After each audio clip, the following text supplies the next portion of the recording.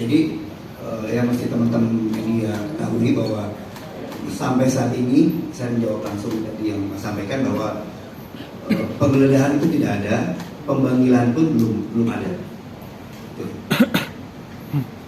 Satu lagi yang pertama ini kan apakah tujuan korupsi?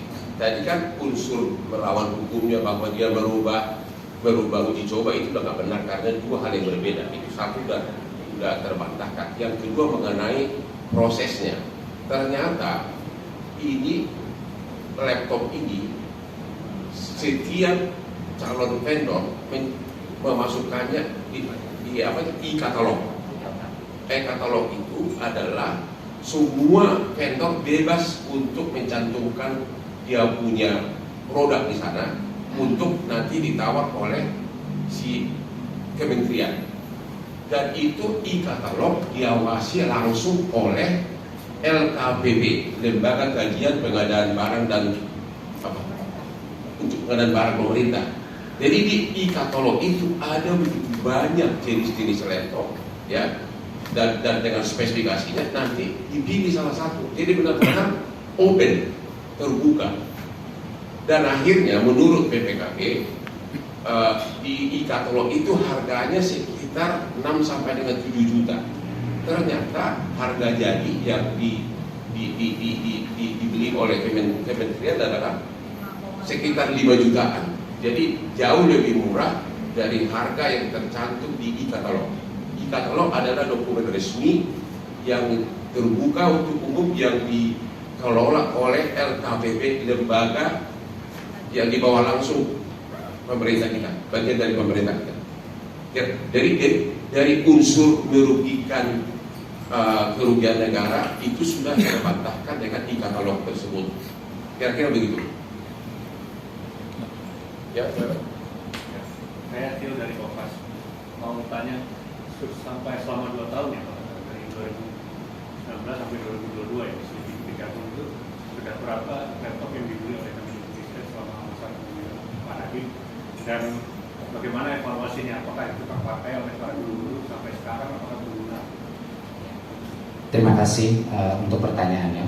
Seperti yang saya bilang tadi, total pengadaan itu sekitar 1,1 juta laptop, ya.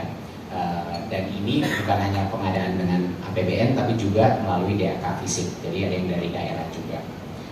Nah, saya mau mungkin mengklarifikasi bahwa tidak mungkin kita melakukan pengadaan sebesar ini tanpa ada program evaluasi dan monitoring setelahnya. Informasi yang saya dapat pada saat itu di tahun 2023 adalah 97% daripada laptop yang diberikan 77.000 sekolah tersebut itu aktif diterima dan terregistrasi.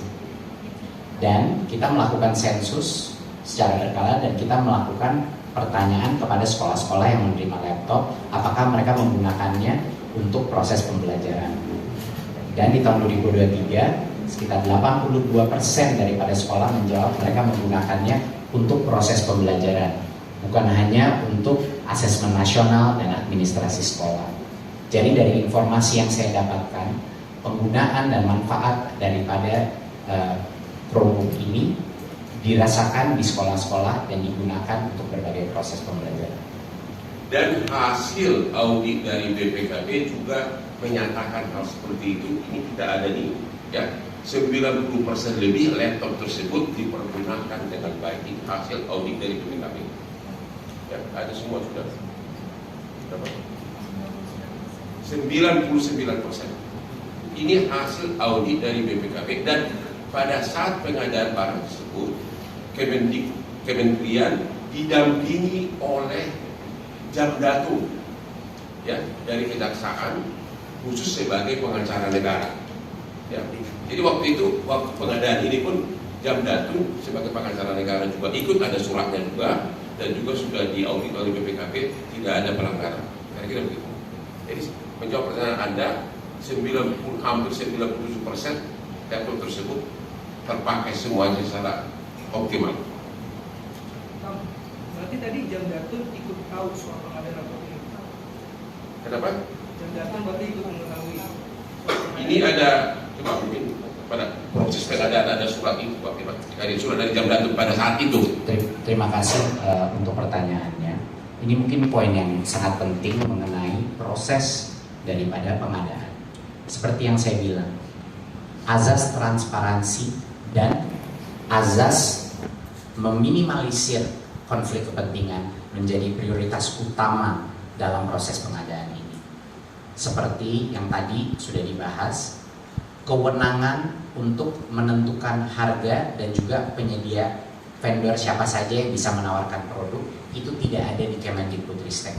Itulah alasan kenapa proses pengadaannya bukan melalui penunjukan langsung, bukan melalui tender, tapi melalui e-katalog LKPP, sehingga konflik kepentingan itu diminimalisir.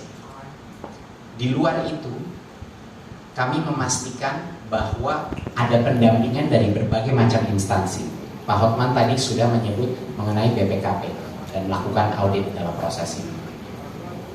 Kami dari awal proses mengundang Jamdatun, mengundang Kejaksaan untuk mengawal dan mendampingi proses ini agar proses ini terjadi secara aman dan semua peraturan telah jalur yang ditempuh untuk memastikan bahwa pengadaan sebesar ini yang memang selalu kami mengetahui dari awal pasti ada resikonya, dikawal dengan berbagai instansi. Jadi itu adalah hal yang ingin saya utarakan.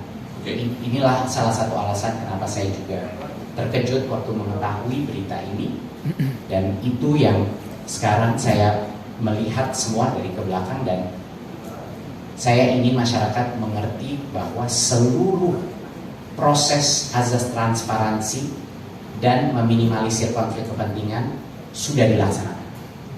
Jadi saya tambahkan di sini yang lebih detail. Tadi ada pertanyaan.